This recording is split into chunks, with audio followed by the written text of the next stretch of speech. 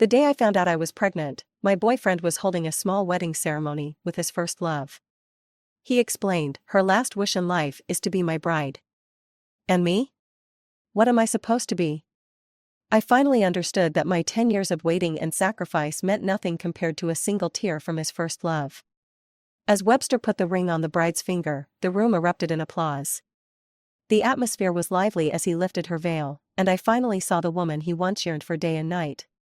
Esther, in her white wedding gown, was breathtaking. She made me feel utterly unworthy. The guests started chanting, "Kiss her, kiss her." Esther stood on tiptoes, pouting her lips. He seemed to hesitate but eventually only kissed her cheek. At that moment, he noticed me standing under a tree. This wedding was being held in a hospital. It added a touch of romance and warmth to a usually somber place. And this man who once promised to love me forever, to give me the perfect wedding, was now holding another woman's hand, making a vow to stay by her side for life. I stood frozen, feeling cold down to my fingertips. A breeze swept over my face, bringing a chill. The ceremony paused awkwardly because of my presence. Who is she? What's she doing here? She's not here to object, is she? Compared to the bride, she doesn't stand a chance. Everyone's eyes fell on me, their faces filled with disapproval. It was as if I were the villain, ruining a perfect love story. Esther also saw me, frowning slightly, her beauty resembling a flawless sculpture. Webster looked panicked. He let go of her hand, making a move toward me. Hillary, Esther clung to his arm, tears in her eyes as she gazed at me pitifully. Webster, there can't be a wedding without the groom. The man who was usually so resolute and calm hesitated. He looked at me, but his body leaned toward Esther. What am I still waiting for? If I keep holding on, I'll just be humiliating myself. He won't choose me. I turned to leave. Hillary. Webster took a few steps toward me. A voice shouted desperately from behind him, "Yeah." Esther had fainted on the ground. Everything descended into chaos. In the end, he didn't follow me. I didn't sleep all night. Webster didn't come home either. Our last conversation was still open on my phone, reading. When you get back, I have a surprise for you. Who knew he'd be the one to give me the biggest surprise first? The day I found out I was pregnant, my lover took another woman's hand and stepped into marriage. I honestly thought he was on a business trip. I really thought he was so busy, he couldn't even reply to my messages. It turns out he was busy, getting married. All my waiting, my surprise, everything I did, it was all a joke. The pregnancy report in my hand was crumpled beyond recognition. It no longer mattered. When I met Webster, he and Esther had just broken up. His career and love life were both in shambles. And my arrival was just so coincidental, bringing him comfort, encouragement. I stayed by his side through his lowest point, up to the peak of his success. 7 whole years. 7 years. Later, he said he wanted to marry me. I thought he felt grateful, maybe even guilty toward me. But he said, "I don't know when it started, but my eyes began to follow you, and since then, I haven't been able to look away." I couldn't describe my feelings at that moment. He had no idea. Long ago, he had already left a mark on my heart. I had always been following his footsteps. That day, I thought my silent love had finally blossomed, finally borne fruit. I thought I had waded through dark clouds to finally see the moonlight. I really believed that. But Esther's return shattered all my fantasies. I was just lying to myself. He never forgot her. As the last bit of sunset faded, I finally decided to leave. Just as I finished packing my suitcase, I heard movement outside the door. Webster came in, looking exhausted. "Hillary, that wedding doesn't count." I looked at him silently, saying nothing. Esther has ALS. She just wanted to be a bride once in her life. In that moment, was his pain for my lack of understanding or for Esther's approaching end? I couldn't tell. Maybe it was the latter. He rarely felt sad for me. Today, when I went to see her, she was wearing a wedding dress and asked me to walk her through the ceremony. A deep sorrow shadowed his eyes. "Hillary, I couldn't say no. She's dying." Say no? Did he really want to refuse? His smile during the wedding wasn't fake. He'd married the woman he dreamed of marrying in his youth. I asked, when did she come back? Was it the day we went to pick out rings?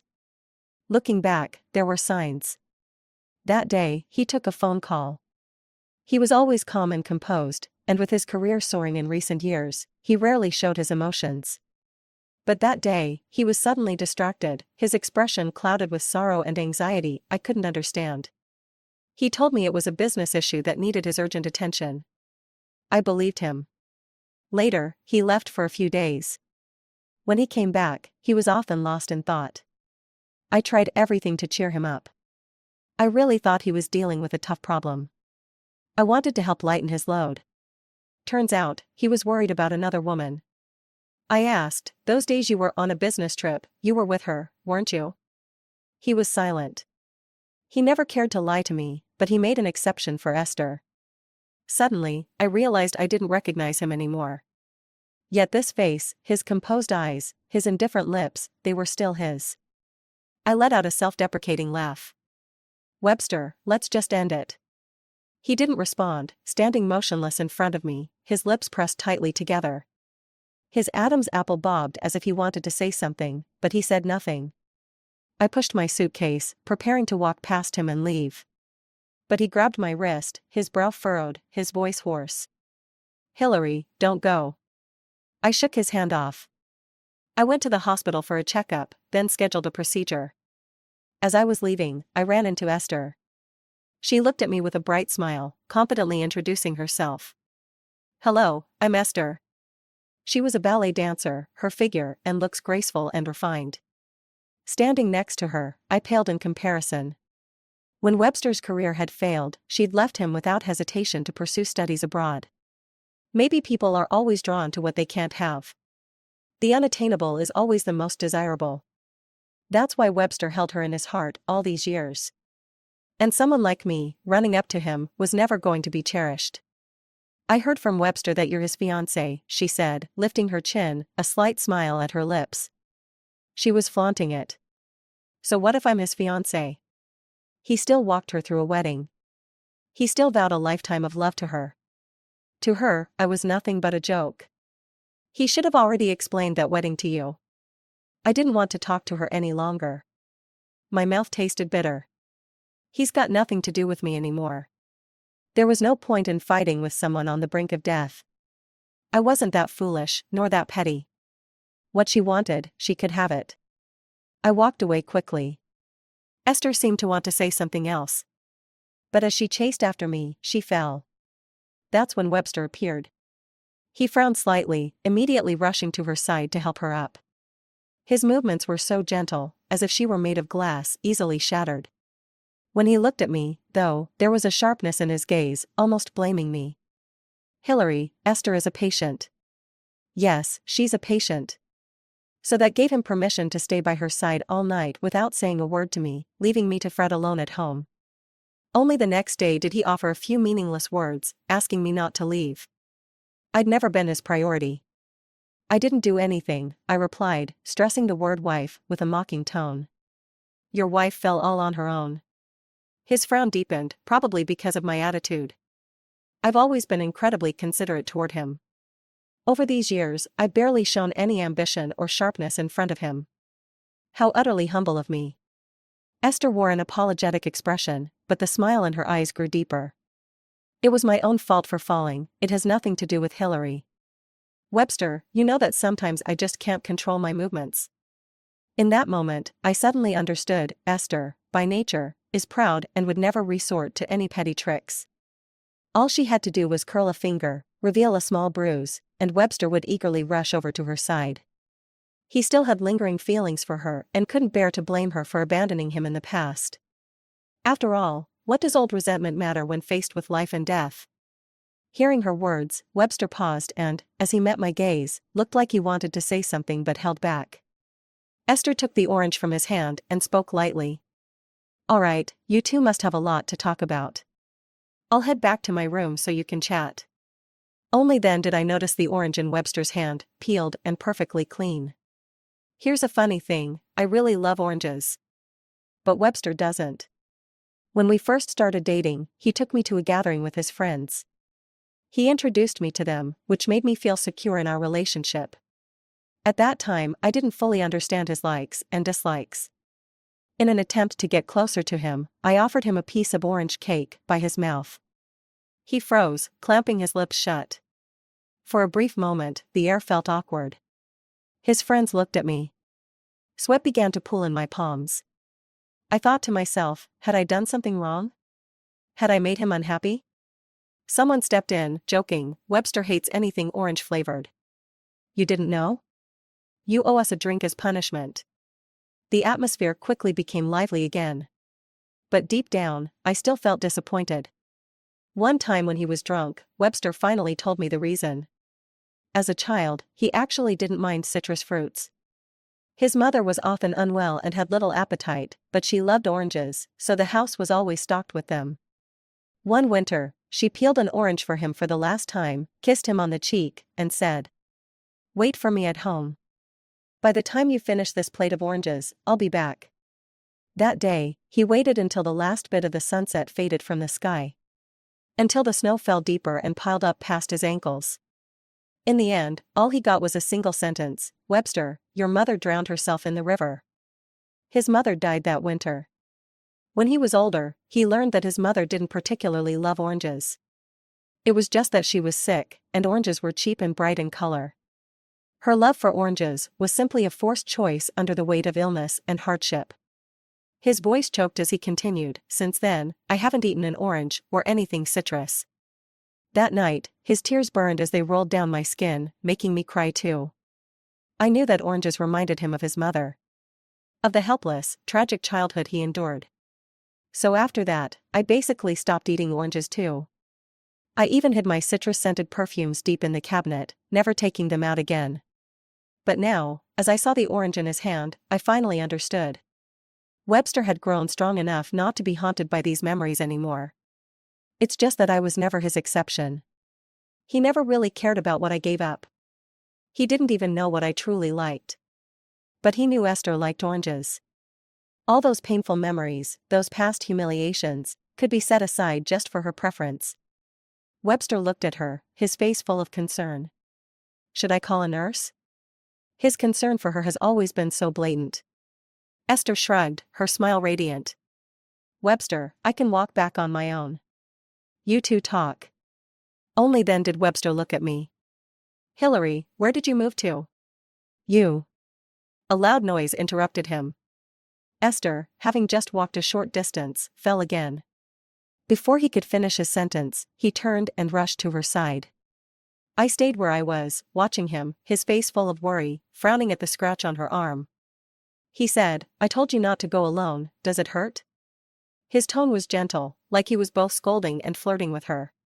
"Can you still walk?" he asked. Esther shook her head. So he scooped her up in his arms, carrying her away in the opposite direction. She wrapped her arms around his neck, turning to look back at me with a bright smile. Her smug expression conveyed 3 clear words, "I've won." She was up to her usual tricks.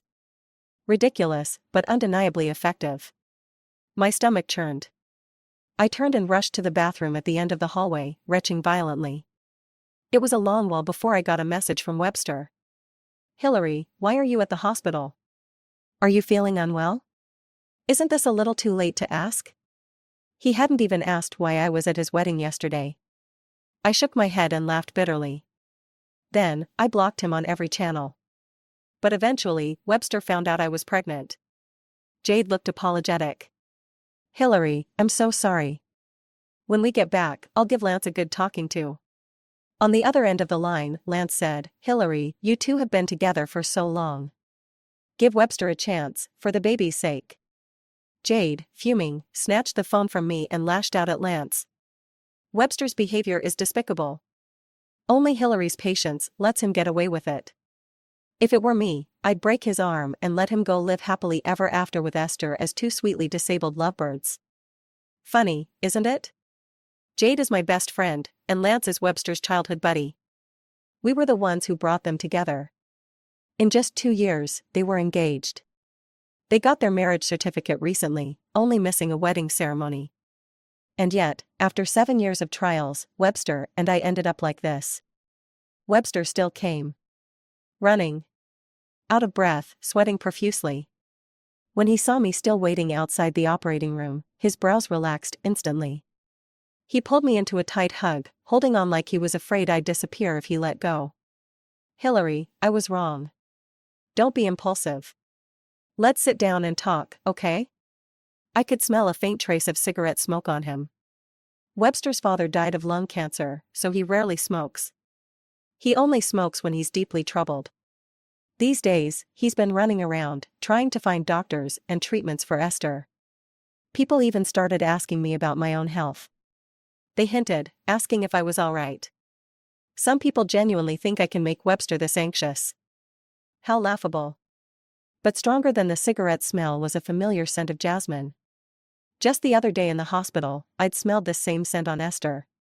Suddenly, I remembered. It was our second year together, the 5th since we first met. His father had just passed, and his company was facing financial troubles. Those days, Webster struggled to sleep at night. Worried about his health, I took half a day off to get him some special medication to calm him. That night, I waited for him with those pills, but all I got was, "Hillary, I want to be alone and clear my head. Don't worry about me."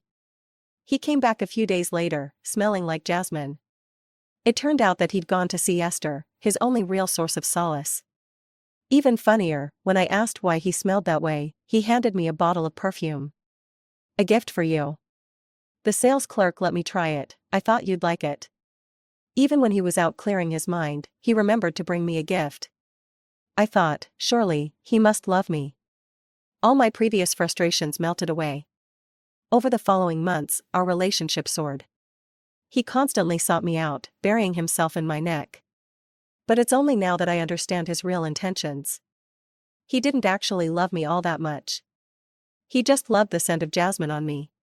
Without knowing, I had been his replacement for Esther all along. A poor imitation. Beyond that scent, there was nothing similar about us at all. I pushed myself out of his arms and slapped him hard. He stood there, frozen, covering his face, looking bewildered. Jade looked at me. "Hillary, what are you?" Covering my mouth, I ran to the bathroom. I threw up violently, like I wanted to expel my entire heart and soul. Jade handed me a bottle of water, patting my back repeatedly to soothe me. "How did it get this bad? You're really suffering." Webster stood at the door, with a faint look of concern on his face. The red marks from my slap stood out vividly against his pale cheek. I glared at him with disgust. "Do you know how sick you make me? That bottle of perfume, you picked it on purpose, didn't you? The same scent that Esther wears." Of course, he knew exactly what I was talking about. For a second, his face went deathly pale. What was he thinking while he did all of this? Does he not feel sick himself? "Hillary, please listen to me." Back then, I didn't understand. I thought that scent made me feel secure. But now I realize, it was you who made me feel that way. "Hillary, I really do want to marry you." I laughed coldly. "Fine, then choose. Either you get Esther out of our lives completely. Or we cut ties, and you never show up in front of me again." Webster's expression faltered. He was actually considering it. Jade shouted, "What are you hesitating for? Of course, pick Hillary. You've known each other for 7 years, dated for 4. Have you forgotten all that?" But Webster didn't see it that way. He murmured, "But she's dying, Hillary. She's dying. She's a ballerina, but she has ALS. Can you understand that kind of despair?" It sounded almost like he was mocking me. Esther was losing her life, but I was losing love. How ridiculous. "Webster, you're my boyfriend. You pity her, but do you pity her enough to marry her? Enough to ignore my feelings, to leave me over and over, just to be with her? Do you even know if it's pity, or if you still have feelings for her? Can you not tell the difference?" He used her illness as an excuse countless times, hiding his lingering feelings behind it. Such hypocrisy. Webster didn't respond this time. He just clenched his fists until his knuckles turned white, yet still couldn't give an answer. At that moment, a phone call broke the silence. Webster pulled out his phone. On the other end, there was noise and shouting. Get over here, quick. Esther is attempting suicide. She says she doesn't want to live. He panicked instantly. And just then, the nurse called me into the operating room. He'd already made his choice. I laughed. Go ahead, go to her. Don't let her die, or you'll blame me for the rest of your life. To be hated by someone like him, how revolting. Webster looked at me, his eyes pleading. Hillary, promise me, wait for me to come back before making any decisions, okay? I'm the father of our child. Let's figure this out together. I forced a smile. My nails dug hard into my palms. These 7 years, what a waste. Another call came in, urgent. Jade yelled angrily, Webster, do you even have a conscience? His face was visibly anxious. He must really be terrified, afraid Esther might actually end her life. Jade grumbled in frustration. Esther's just manipulating you. You can't see through that? Of course, he could see through it. Webster isn't an idiot. He's just letting it happen. He's just afraid that, on the slim chance she's serious, she'll actually jump. Hillary, wait for me to come back. We'll decide then. I stayed silent, and he turned to Jade instead. Jade, please, keep an eye on her. Don't let her go in.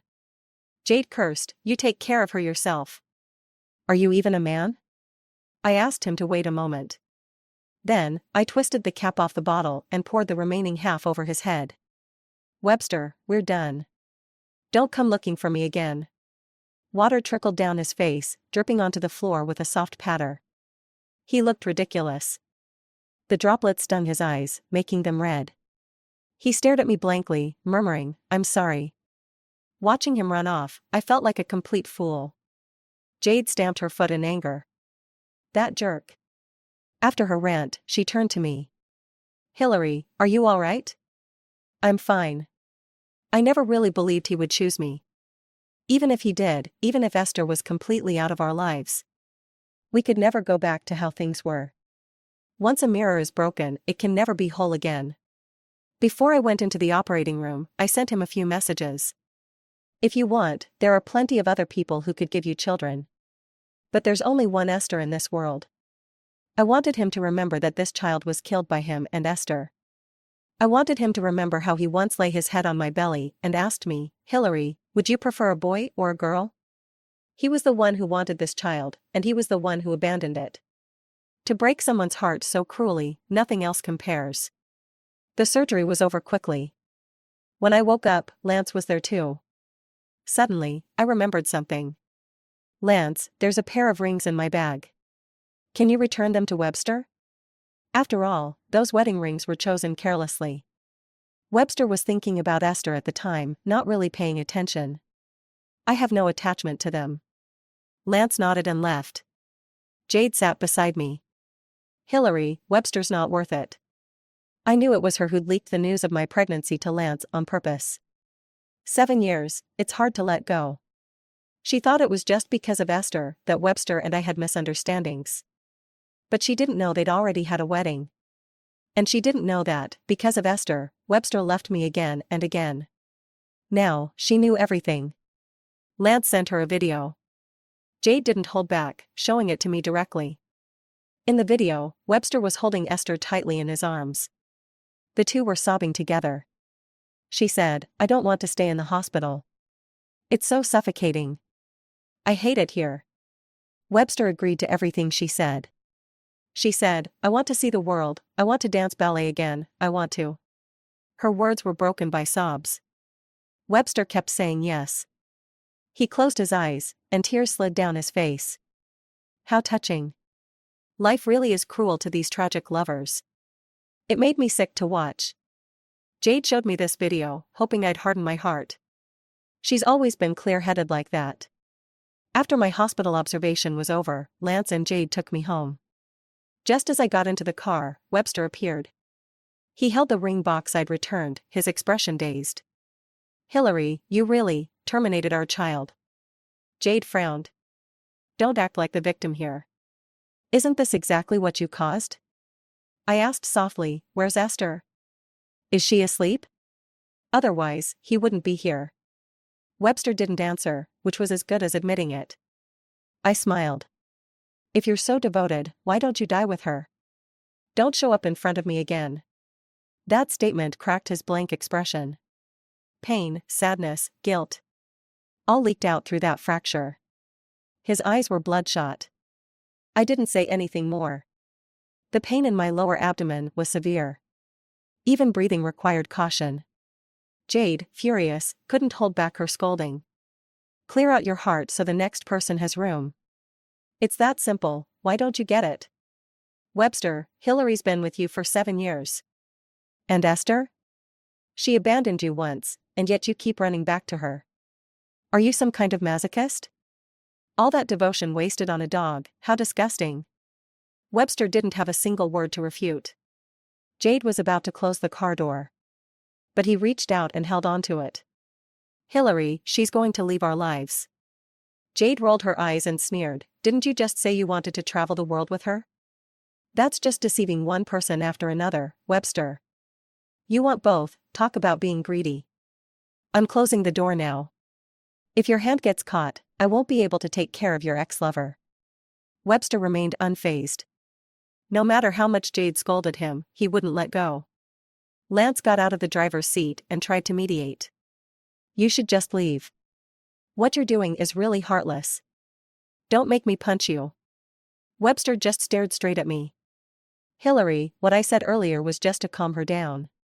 I'll make things clear with her. He opened a ring box and held up one of the rings in front of me.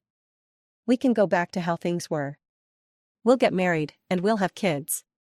Lance shook his head repeatedly, then one by one pried Webster's fingers open.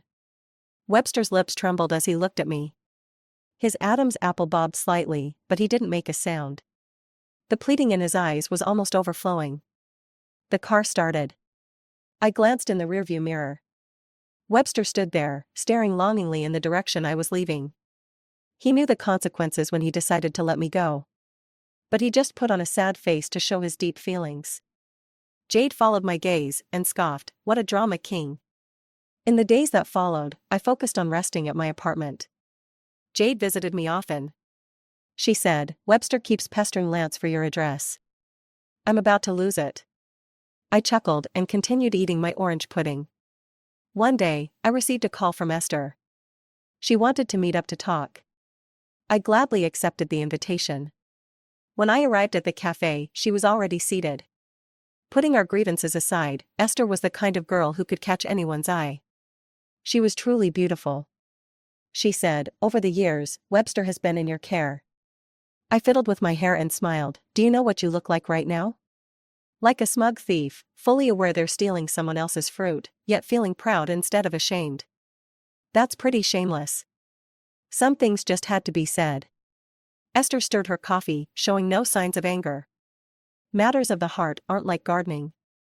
I'm dying, so I've discarded everything to get it back. You can only blame me. I gave you 7 years, yet you still haven't won his heart. She said this with her chin up, a bright smile on her face, as if she were a victor. It seemed she really thought her death would make Webster's love eternal. She'd be that mark on his chest, irreplaceable. I laughed at her naivety. You're dying, and you think you can hold on to anything? If you really had what it takes, you'd make Webster marry you and follow you to hell. Esther, I know the living can't compete with the dead, but once you're gone, can you guarantee he won't meet another moonlight like you? Webster's qualities were more than clear to her. Good looks, substantial wealth. It'd be easy for him to attract a steady stream of admirers. Esther's smile froze on her face. I continued to stoke the flames. Take a guess, after you die, will he beg me to come back? She called me out, not just to flaunt her victory. She was scared. During this time, Webster had been looking for news about me and had changed his phone number multiple times to call me. She definitely knew all of this. She came to talk to me to gauge my attitude. She wanted to disgust me into giving up. Unfortunately, I had long since stopped caring about that mess. I smirked and said, if I don't turn back, do you think he'll miss a dead person who's been gone for years or prefer the one right in front of him, always out of reach? I took a sip of coffee. It was quite bitter. Esther, you know better than I do how low Webster can go. Is his feeling for you love unfulfilled, or is he deeply in love? She pressed her lips together, saying nothing. Looks like even she wasn't sure. Died beautifully in his arms, and maybe he'll remember you for a few more years. After giving her this piece of advice, I got up to leave. She was like a wilting rose, desperately drawing love from others in her last moments, to prove her existence and significance. It was quite tragic. They continued to write their love story that transcended life and death. And it had nothing to do with me anymore. After resting for a while, I accepted an invitation from a headhunter and switched to a new company. This city isn't too big, nor too small. But it's enough to make it hard for those who said goodbye to meet again. It seems silly, but when I first got together with Webster, I resigned from my job to help him. Once his career stabilized, I returned to my field. Although it was a valuable work experience aside from emotions, it did disrupt my career plans. Looking back now, it really feels like my sincerity was fed to the dogs. I passed the next few months quietly. One day, Jade came over to deliver an invitation. For various reasons, their wedding kept getting postponed. Finally, this winter, they had a date set. Jade asked me, "Webster will be there too. Do you mind?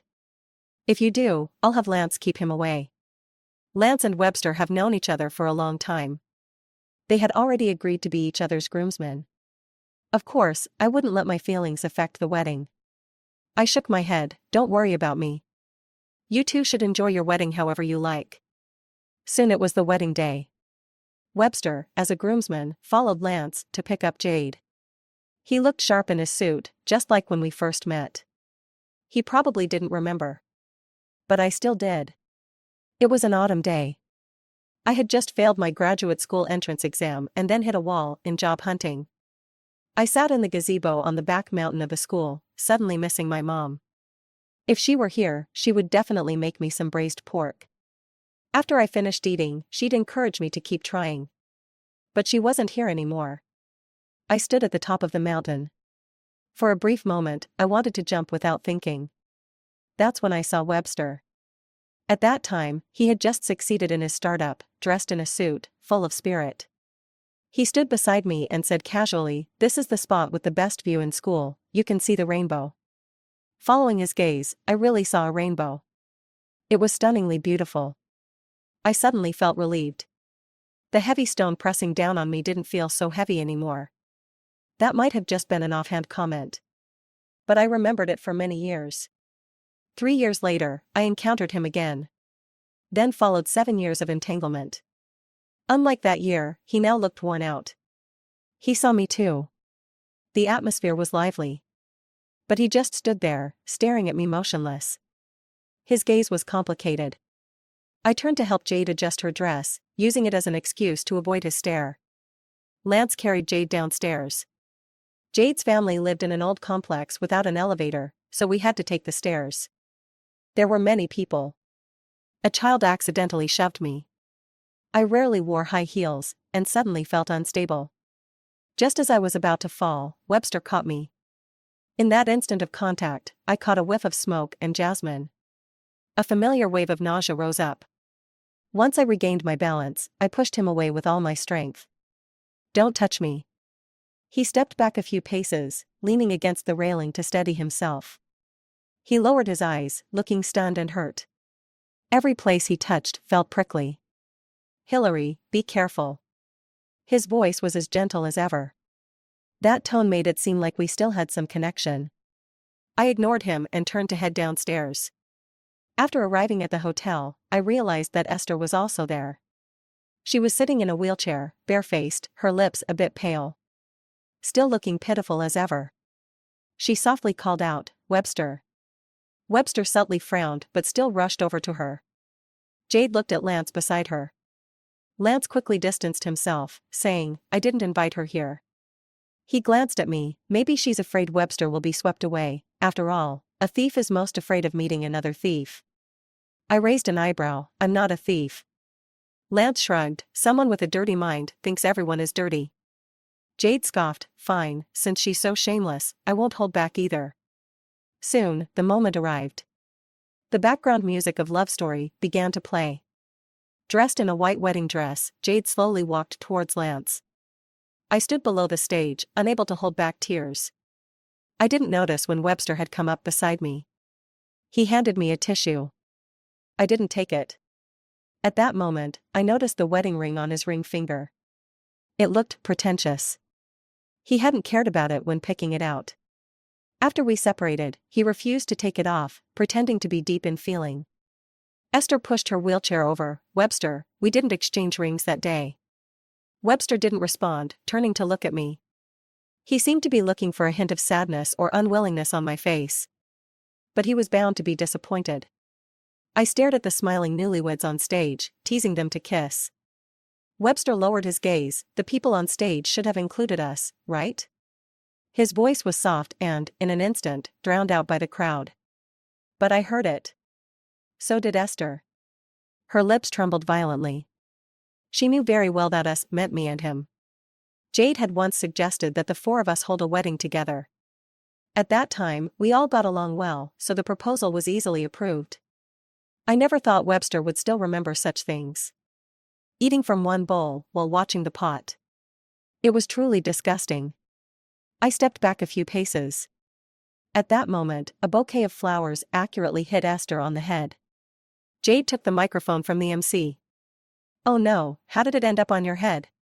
I remember you've been married, right? They say you have a terminal illness and only want to marry once in your life, so you snatched someone else's fiancé.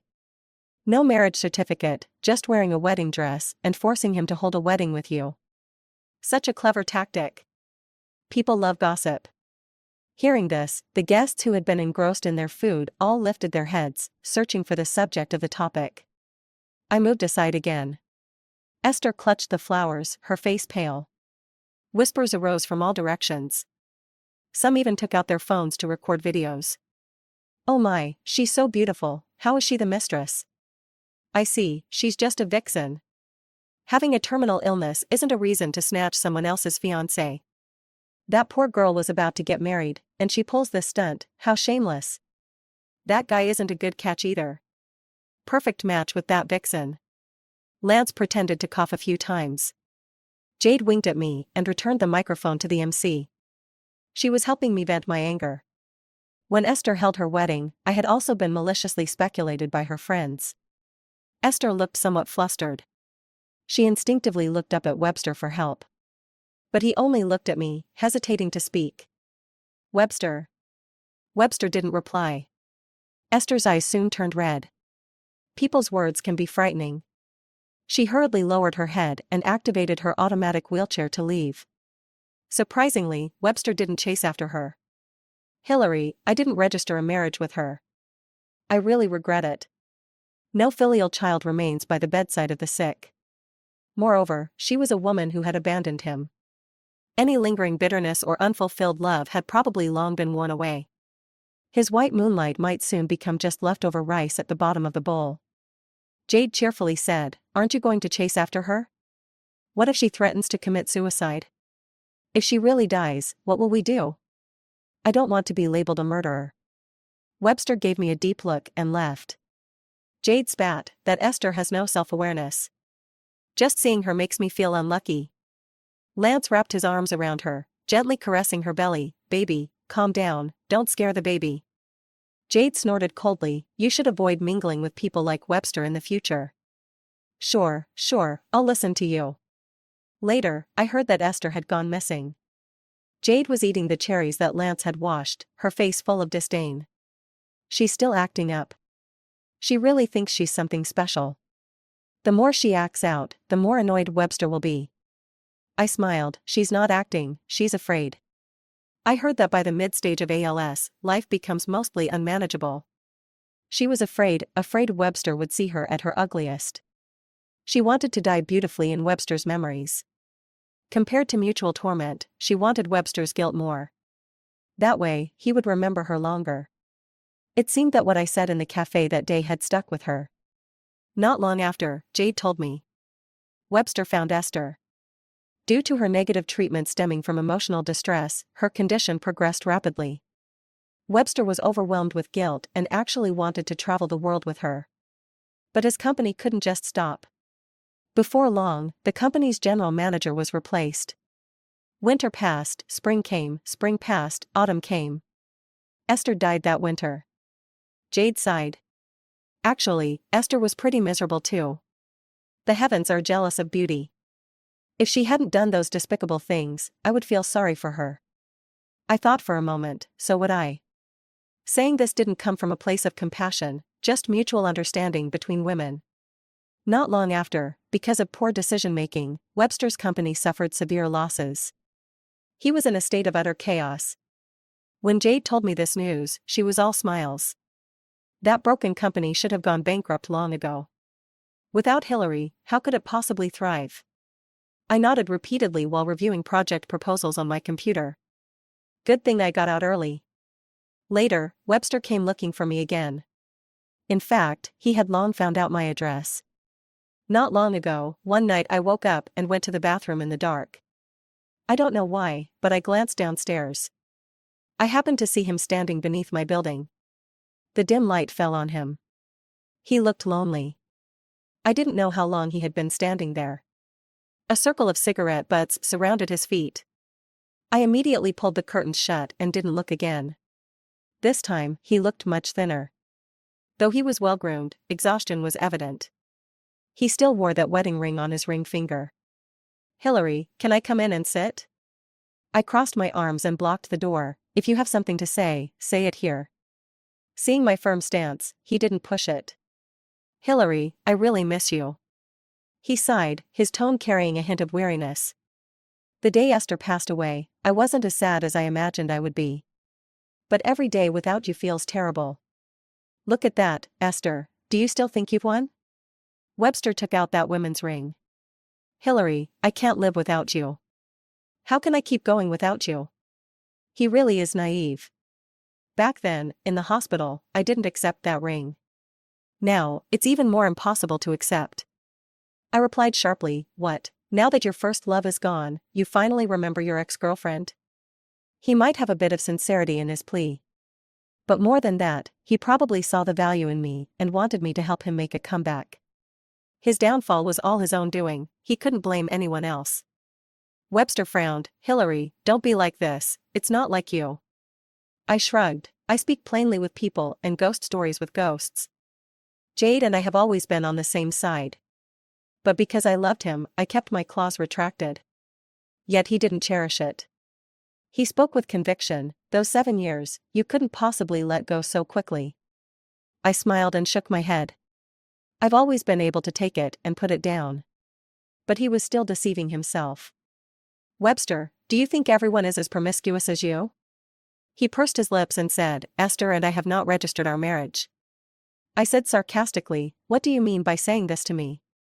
You want me to praise you? Oh, you held the ground, great, right? You exaggerate your deep affection for me by belittling your love for her, Webster, which makes me feel disgusted." He also said something like, "I can't live without you," to Esther, right? I'm afraid that if I agree to him, he will say the same thing to another woman next time. I just hate that we had been entangled for so many years. It wasn't until Esther returned to China that I saw his true face. I pretended to close the door. "Sorry, I have to put on makeup, my boyfriend is waiting for me." Webster was stunned. "I don't believe it." "Don't believe it?"